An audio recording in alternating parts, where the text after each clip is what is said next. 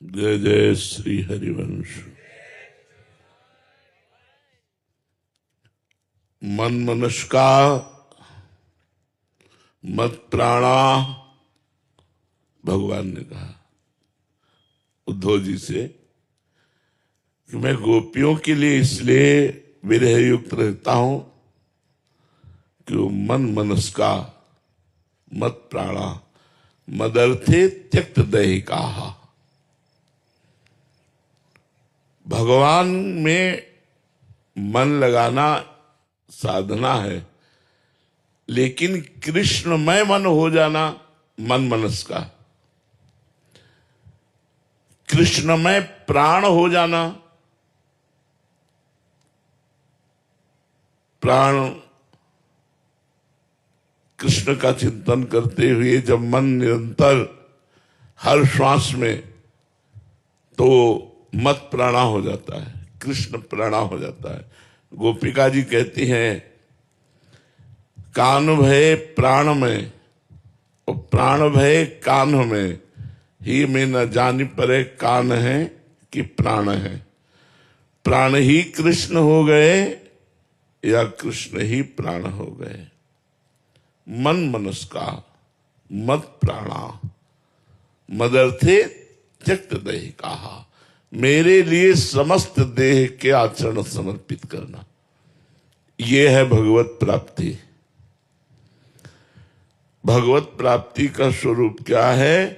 भगवान में मन हो जाना, भगवान में प्राण हो जाना और देह के समस्त आचरण समस्त विलास केवल भगवान के लिए। अब बोले इसका साधन क्या है? तो बोले संत। बिना संतों के ये बात नहीं हो सकती। अगर संत संग नहीं मिला तो मन मनस का मत प्राणा मदर्थे त्यक्त देहिका, ये स्थिति नहीं आ सकती। इसलिए कहा है तुलयाम लवे ना पिन्ना स्वर्गम ना अपुनर्भवम, भगवत संग संगस्य मर्त्यानाम किमुताशिषा। तुलना नहीं की जा सकती संत संग से, मोक्ष सुख की भी, स्वर्ग सुख की भी और मृत्युलोक के सुख की भी। अगर ये तीनों सुख मिला दिए जाए तो भी संत सुख के बराबर नहीं। जो भगवत प्रेमी महात्माओं का संग है उसके बराबर नहीं। तात स्वर्ग अपवर्ग सुख धरी तुला एक अंग, तूल नताय सकल मिली जो सुख लव सत्संग। लव मात्र क्षण मात्र के सत्संग से जो हमें लाभ मिलता है वो और कहीं किसी से नहीं मिल सकता।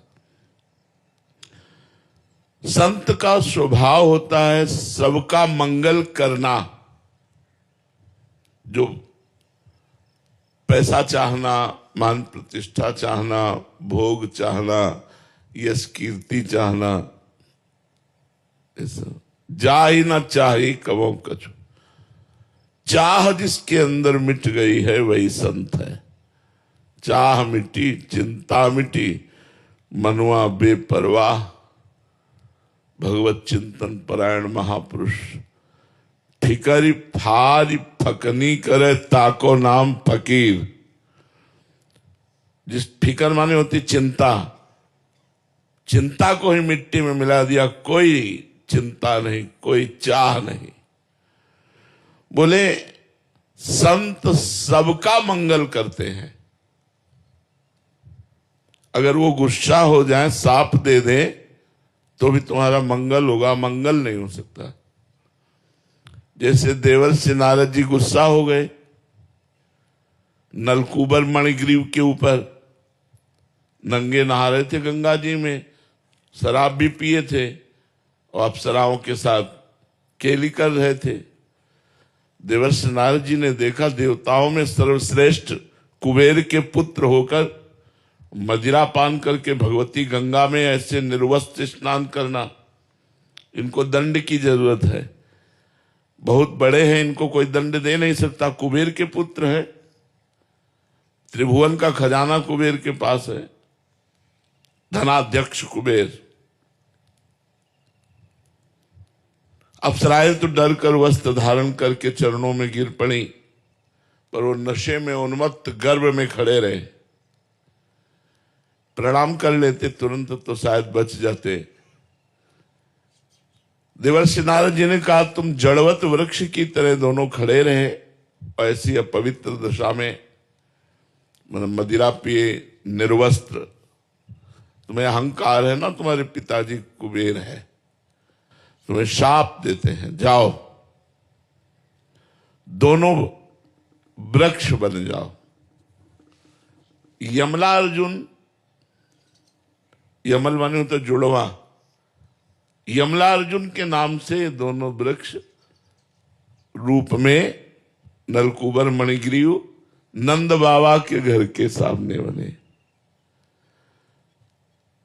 लाल जी को जब उखल में बांधा गया तो उखल सहित घसीट कर दोनों वृक्षों में फंसा दिया, मारा झटका, दोनों वृक्ष उखड़ गए और भगवान गोविंद का साक्षात्कार नलकूबर मणिग्रीव को हुआ।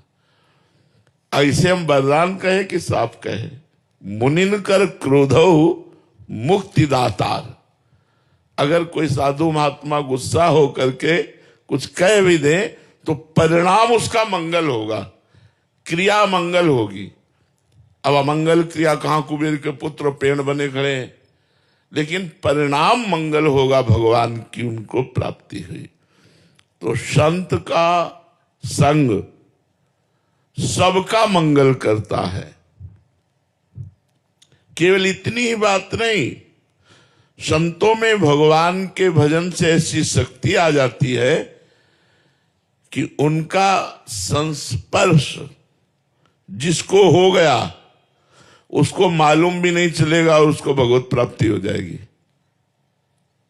इतनी बड़ी महिमा है। संस्पर्श दो प्रकार से होता है।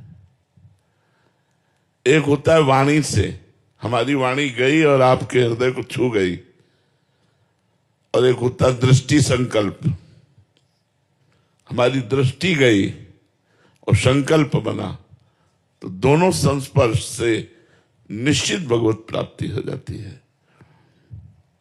संत का मिलना बड़ा दुर्लभ है। महत संगस्तु दुर्लभो, देवर्षि नारद जी ने कहा, महापुरुषों का संग मिलना बड़ा दुर्लभ है। संत को ना पहचान करके यदि हम उनकी सेवा, उनकी आज्ञा का पालन करें तो कल्याण हो जाएगा। अगर पहचान कर करें तो बहुत जल्दी भगवत प्रेम की प्राप्ति हो जाएगी। बस संत की अवज्ञा ना करे, अवज्ञा माने उनका अनादर न करे।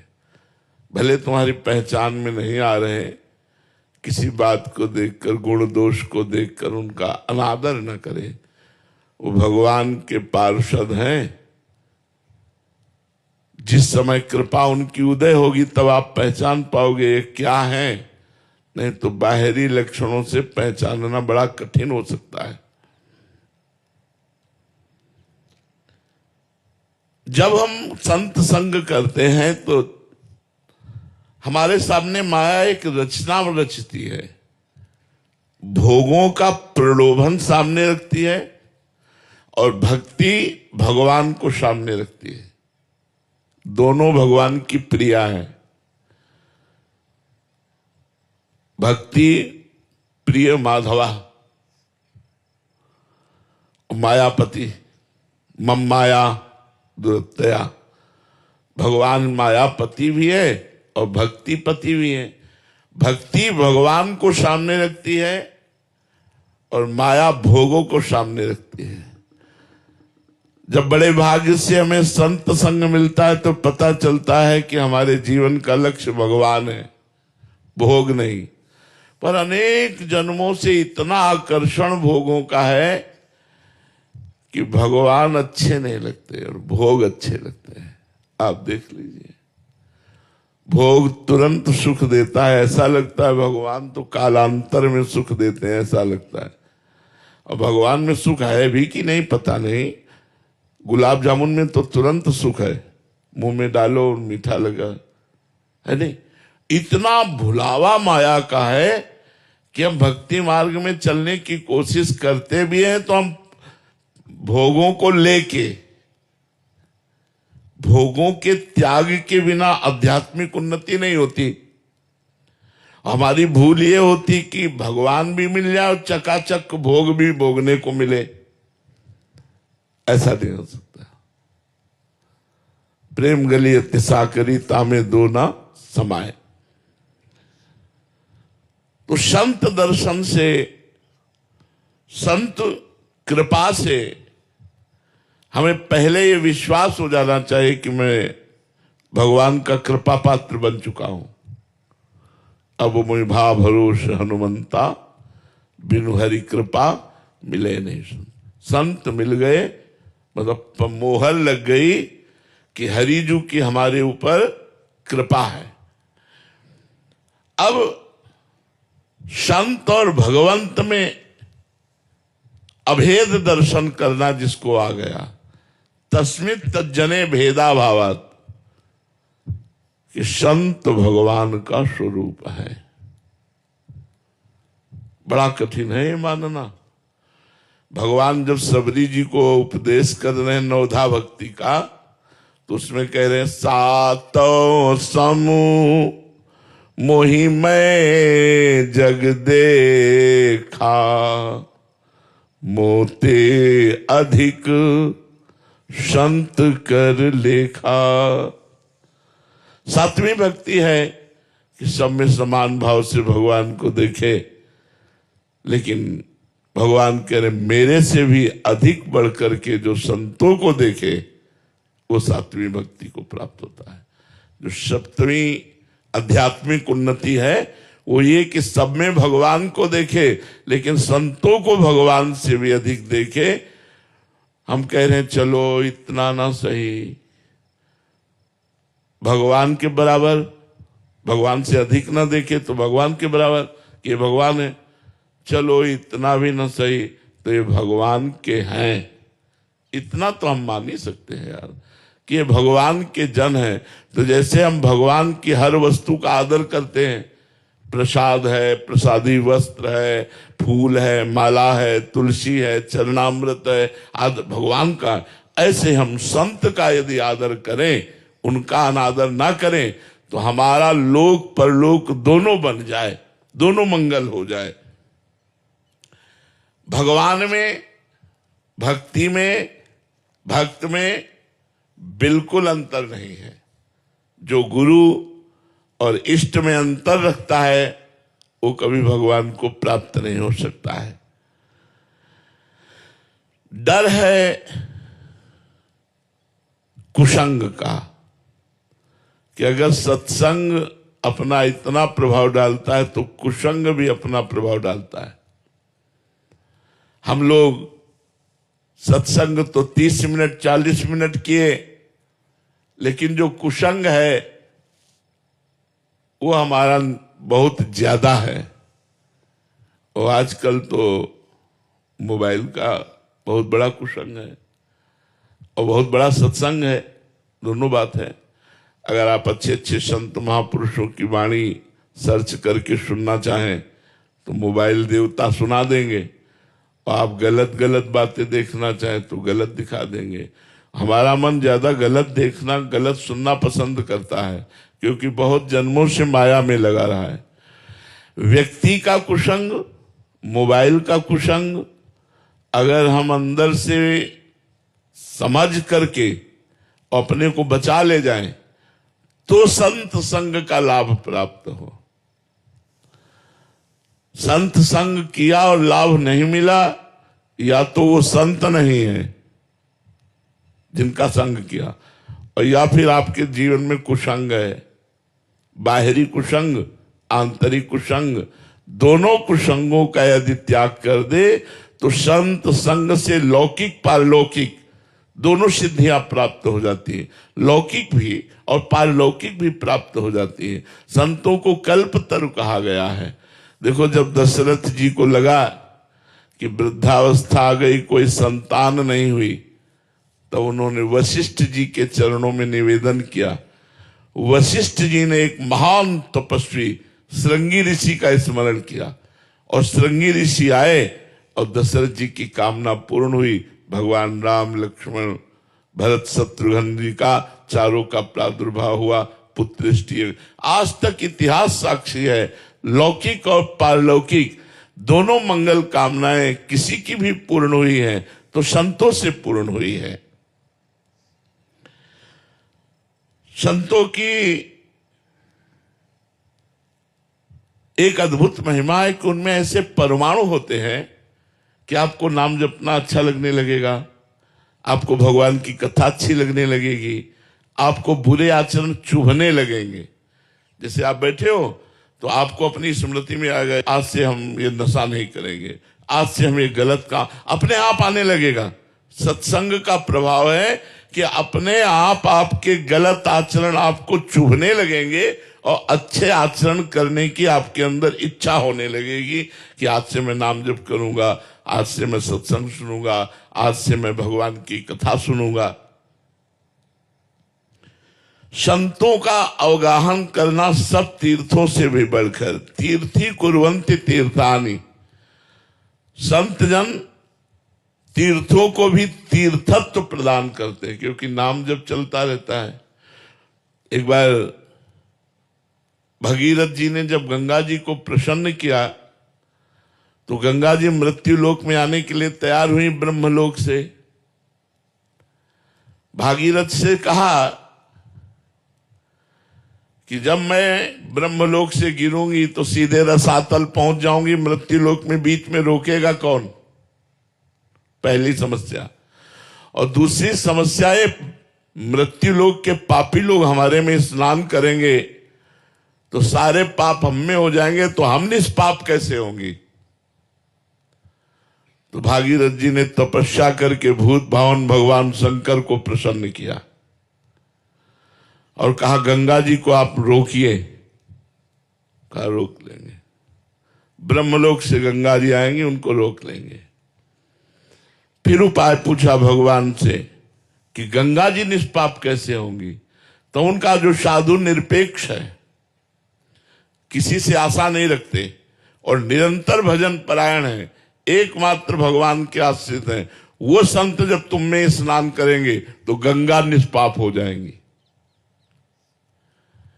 जब गंगा जी ब्रह्मलोक से नीचे की तरफ उतरी तो अपनी जटाएं खोल दी भगवान शंकर ने। आओ, हरि का चरणामृत है ना, निगाह से भी रोक सकते थे, नेत्र से भी, ऐसे भी रोक सकते थे, लेकिन जटाएं खोल। जटा कटा संभ्रमम भ्रमण नीलंप निर्झरी विलोलवी चिवल्लरी विराजमान मूर्धनी, बांध दिया। भागीरथ जी ने कहा खोलो, तो वहां से लाए ब्रह्मलोक से, और तो आप अपनी जटाओं में ही रोक लिया। तब 3 धाराएं प्रकट हुई। जो देवता लोग जिसमें स्नान करते हैं देव गंगा जिसे कहते हैं अलकनंदा, मनुष्य जिसमें स्नान करते हैं वो भागीरथी, और नीचे के लोग के जिसमें स्नान करते हैं वो मंदाकिनी। अलकनंदा, भागीरथी और मंदाकिनी के रूप में गंगा जी प्रकाशित हुई। तो जो संत भगवान के निरंतर भजन में लगे हैं वो जब गंगा जी को स्पर्श करते हैं तो निष्पाप हो जाती। जब गंगा निष्पाप हो जाती तो हम पापी जन क्यों नहीं निष्पाप हो जाएंगे?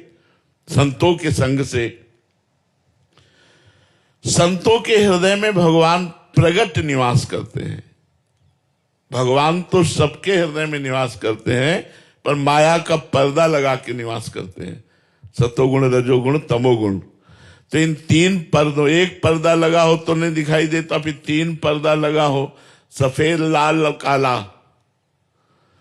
श्वेत वस्त्र की तरह सतोगुण, अरुण वस्त्र की तरह रजोगुण और काले कपड़े की तरह तमोगुण। 3 पर्दा लगे हैं और भगवान हृदय में बैठे हैं। और जब भजन किया जाता है तो त्रिगुणातीत तीनों पर्दे हट जाते हैं और भगवान हृदय में प्रकाशित हो जाते हैं। वो आंख खोले चाहे आंख बंद करे, वो प्रिया प्रीतम का ही दर्शन करता रहता है। ऐसे संतों के दर्शन से अकथनीय लाभ प्राप्त होता है। अकथनीय माने जो वर्णन नहीं किया जा सकता। बस तन से, मन से, धन से, सब प्रकार से हम ऐसे संतों की सेवा करें, उनका सेवन करें, उनकी आज्ञा का पालन करें। संतों की वाणी का यदि हम अनुसरण करें तो हमारा परम कल्याण निश्चित है। पर सुन करके उसका मनन करें। श्रोता सोई परम सुजान सुनत चित रति करे। श्रोता वही श्रेष्ठ है जो बात सुन करके और हृदय में धारण करके चल पड़े। ऐसे सत्संग न सुने। जैसे एक सेठ जी धनी मानी, उनकी बहुत बड़ी दुकान, सब ऐश्वर्य चल रहा था। उनको था सत्संग रोज सुनना चाहिए, तो रोज सत्संग सुनते थे जाके। 10 वर्ष से सत्संग सुन रहे थे। एक दिन उनको किसी रिश्ते नातेदारी में जाना हुआ तो अपने लड़के से कहा सत्संग सुने आना, हमारा नियम न टूटना पाए। वो सत्संग सुनने गया तो उस दिन गौ माता की महिमा का वर्णन हो रहा था कि यदि गाय तुम्हारे खेत में भी चल रही है, अगर आपको नहीं सहन होता तो प्यार से आप हटा दीजिए, मारिएगा नहीं। वैसे चाहिए तो कि हटाइएगा नहीं, पर अगर धैर्य नहीं है तो आप डंडा लाठी मत मारिए। ऐसा।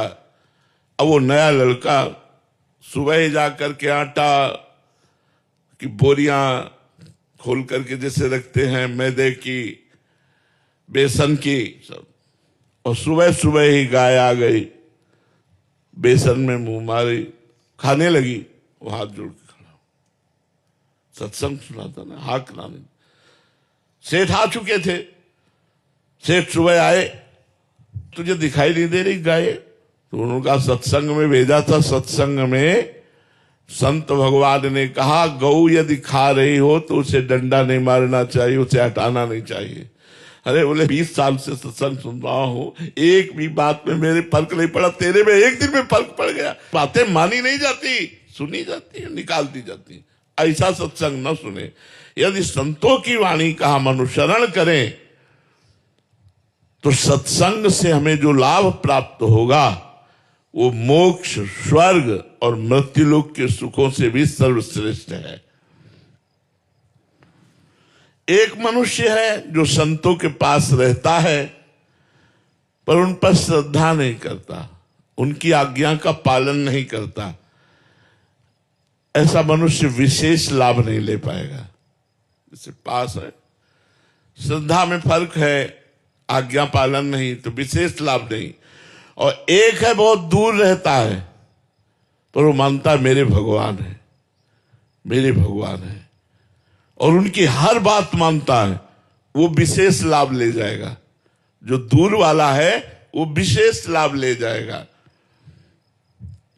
मनुष्य को अपनी बुराइयों से विजय प्राप्त करके और अच्छाइयों पर कदम रख करके चलने का जो बल मिलता है वो संत से मिलता है। मति कीरति गति भूति भलाई, जब जे जतन जहां जे पाई, सो जानो सत्संग प्रभाव, लोकों वेद न आनो पाओ। गति मति कीर्ति आज तक किसी को भी प्राप्त, बस समस्या ये है कि हम संत का अनादर कर देते हैं। बाणासुर भगवान शंकर को प्रसन्न किया, 1000 भुजाएं दे दी। अब 1000 दो भुजाओं में जब बल होता है तो लोग संभाले नहीं संभलते, फिर 1000 भुजाएं हो, 500 इधर 500 इधर, पर्वतों में जाकर रगड़ मारता तो पर्वत चूर हो जाते, कोई लड़ने वाला नहीं। तो भगवान शंकर के पास गए, बोले गुरु अब हमसे युद्ध करो, हमारी भुजाओं में खुजली हो रही। भगवान शंकर हंस दिए, हमारे द्वारा दिए हुए बल से मुझे ही ललकार रहा है, जा तेरी भुजाओं की खुजली मिटाने वाला आ गया है। तो भगवान श्री कृष्ण ने जब बाणासुर की पुत्री उषा को अनिरुद्ध जी से तो फिर काटा, सब भुजाएं काटी, 4 भुजाएं क्यों नहीं। शास्त्राबाहु अर्जुन संत भगवान अवधूत शिरोमणि दत्तात्रेय जी की आराधना की, संग किया, उसको ऐसा आशीर्वाद दिया 80,000 वर्ष तक जवान रहकर विषयों का भोग भोगा, मदान्ध हो गया। संत से मिली शक्ति के द्वारा संत का ही अपमान किया, जमदग्नि ऋषि के आश्रम से जबरदस्ती कामधेनु गाय हटा दी,